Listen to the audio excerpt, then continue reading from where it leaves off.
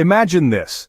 A disaster strikes, chaos ensues, and amidst all the panic your doorbell rings. You open it to find your friends and family, the same ones who laughed off your warnings, dismissed your preparations, and lived their lives blissfully ignorant of the potential for catastrophe. They stand on your doorstep now, their faces etched with fear, their bodies trembling with cold and hunger. Their laughter has turned into pleas, their mockery into desperation.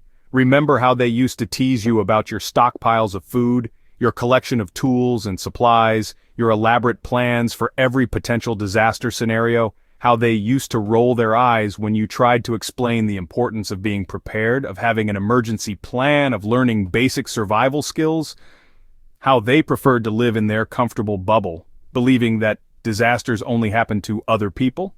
Well, the bubble has burst. The other people are them. The disaster they thought would never come has arrived, and they weren't ready. They didn't prepare. They didn't listen. They were too busy laughing, too busy living in denial. They chose to ignore the potential danger, to dismiss the importance of preparation, to mock the efforts of those who took the threat seriously. And now, they're standing on your doorstep, their eyes wide with fear, their hands empty and pleading. They're looking at you, their only beacon of hope. They're looking at your stockpiles of food, your collection of tools and supplies, your well-thought-out plans. They're looking at the result of your hard work, your foresight, your dedication, and they're realizing, perhaps for the first time, the gravity of their mistake. Their laughter has turned into silence.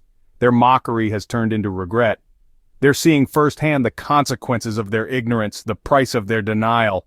And now they're looking at you, their only beacon of hope. So, what are they here for? What do they need? Well, let's break it down. Firstly, food. They haven't eaten in 2 days and they know you've got shelves of it. You've been diligent, stocking up on canned goods, dehydrated foods, and grains. They know you've got the goods to satiate their hunger. They'll be looking to you for sustenance. Then there's water. Water is life, after all. Your filters, storage, and purification methods have now become their lifeline. Their taps have long run dry and the water they can find is likely contaminated. They'll be looking to you for clean, drinkable water. Next up, medicine. Bandages, antibiotics, vitamins, even aspirin, stuff they never thought to stock up on. When minor injuries can become life-threatening and common illnesses become severe, they'll be knocking on your door for the medical supplies they need. And let's not forget about warmth and shelter. When the power's out and temperatures drop, they'll be seeking your heat source and space. You've got the firewood, the blankets, the insulated walls. Your home, your fortress becomes their sanctuary. Lastly, protection. They'll want your weapons and gear but may not know how to use it responsibly. When the world outside is dangerous and unpredictable, they'll be looking to you for security. These are the things they didn't think they'd ever need, and now they're desperate for them. The reality is, they'll be looking for everything you've worked for, everything you had the foresight to prepare for. The items they considered trivial in their day-to-day life are now their lifelines, and they'll be looking to you to provide them. But what does desperation look like? It begins subtly, almost innocently. A knock at the door, a friendly face asking for a favor. "Could you spare some food?" they ask, their eyes wide with fear and uncertainty.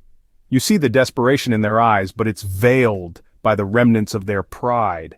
This is the first stage of desperation, where the line between friend and foe is still blurred. They're not a threat yet, but the seeds of desperation have been sown, and they're starting to take root. As the days roll on and the situation worsens, desperation starts to show its true colors. Polite requests turn into emotional manipulation. They play on your sympathy, your shared history, your sense of duty. "You wouldn't let us starve, would you?" they plead, their voices choked with tears. "We're family, aren't we?" They're not asking anymore. They're begging. But desperation doesn't stop there. When begging doesn't work, it turns into something uglier. Threats, demands, even violence. They're no longer the people you knew. They're scared, hungry, and they're willing to do whatever it takes to survive. Suddenly, you find yourself looking at them through a different lens. The trust you had for them begins to crumble under the weight of their desperation. You start to question their motives, their intentions. Are they here because they care about you, or because they want what you have? And then, the harsh reality hits you. Desperation has no boundaries. It doesn't care about friendships, about family ties. It doesn't respect trust or loyalty. It only cares about survival. In these desperate times, the people you thought you knew can become strangers. The people you trusted can become threats, not because they want to harm you, but because they're trying to survive. Desperation can turn friends into foes and loved ones into liabilities. It's a hard truth to swallow, but it's one that we must face if we want to survive. Because when SHTF, desperation is the real enemy, and it's one that we must be prepared to face. And what happens when you give in to their pleas? It starts innocently enough. They ask for a meal, are grateful for a blanket, and appreciate a safe place to stay. You feel good about helping. You're a generous person after all. And these are your loved ones. But the requests don't stop there. They keep coming.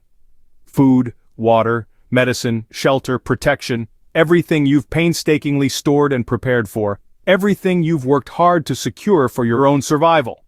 They'll take it all, piece by piece, until you're left with nothing. The more you give, the more they want. It's not their fault, really. They're desperate, scared, and survival instincts are kicking in. But their desperation can drain you, mentally, emotionally, and logistically. You see, generosity has a cost. Every can of food you hand out, every gallon of water you share, every piece of gear you lend, it's one less for you and your immediate family, one less resource you have to survive, one step closer to vulnerability. And the sad truth is, once you've given all you can give, once you've shared all you can share, once you've depleted your resources, they'll move on. No loyalty, no thanks, just survival instinct. Because when it comes down to it, survival is a primal instinct. It's every man for himself. It's harsh, hard to swallow, but it's the reality. And it's a reality you need to be prepared for. This isn't about being selfish, it's about being realistic. It's about understanding the value of what you have and the importance of protecting it.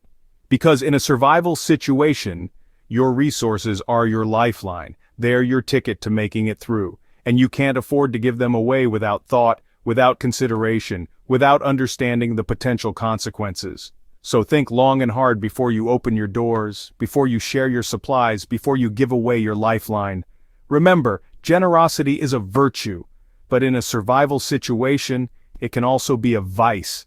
They'll take what they can, and when there's nothing left, they'll move on.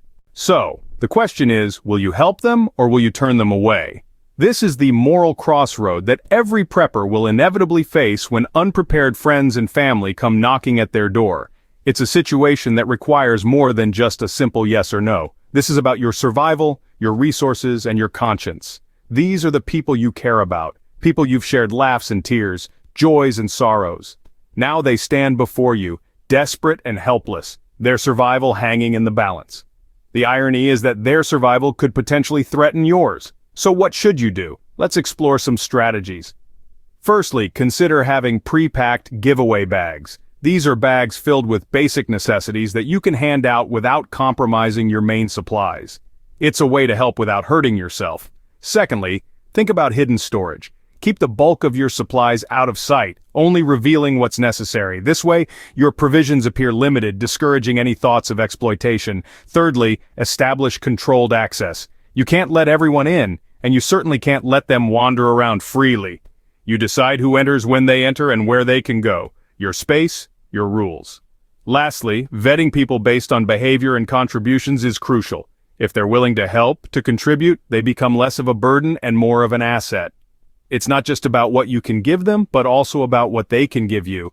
But remember, these strategies are not foolproof. They don't guarantee safety or success. They're merely tools to help you navigate this complex moral maze. The choice is yours, but remember, your primary responsibility is to your own survival. This isn't about being selfish or heartless. It's about understanding that you can only help others if you yourself are safe and secure. It's a harsh reality, but it's a reality nonetheless. You've been wise enough to prepare for the worst. Now you must be strong enough to face it. But there's one rule you should never break. OPSEC, or operational security. This isn't just some buzzword that military types throw around. It's a fundamental principle that can make or break your survival strategy when the chips are down. You see, if people know you're prepared, they will come to you in a crisis. And not just the people you'd expect, but strangers, acquaintances, even those you considered friends. They'll come knocking, and they might not be alone. Every casual mention, every offhand comment you made about your supplies, your plans, your contingencies can come back to haunt you in ways you never expected. This is why it's so crucial to keep your prepping activities and supplies under wraps. It's not about being secretive or paranoid, It's about being smart. It's about understanding the potential risks of revealing too much information. You see, in a crisis, knowledge is power, and you certainly don't want to hand that power over to anyone.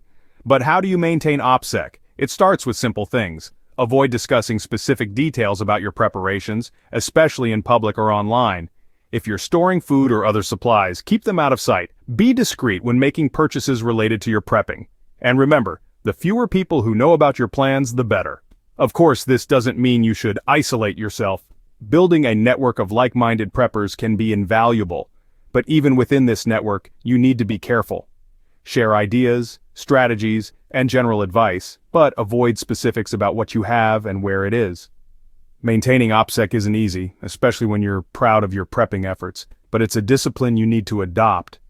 Because when things go south, the one thing you'll regret more than anything is letting the wrong person know just how prepared you are. Remember, in a crisis, knowledge is power, and you don't want to give that power away. So, how do you prepare for that inevitable knock at the door? Firstly, it's about fortifying your mindset as much as your home. Anticipate the potential stress, the emotional blackmail, the pleas for help.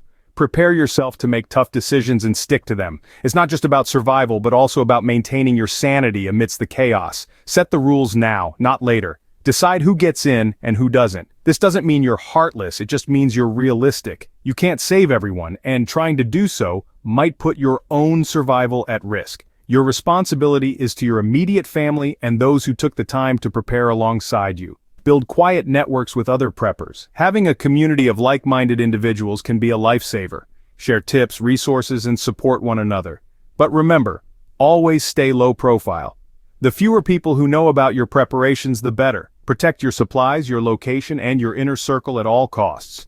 This might mean setting up security measures, having hidden or decoy storage locations, or even moving to a more secluded area if necessary.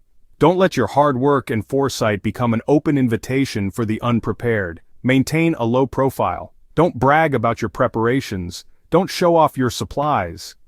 The less people know about what you have, the less likely they are to come knocking when things go south. Remember, this isn't about being selfish, it's about being smart. You've worked hard to prepare for a disaster, and that preparation shouldn't be squandered on those who chose to ignore the signs. Be compassionate, but also be cautious. Survival isn't just about having enough supplies, it's about making the right choices.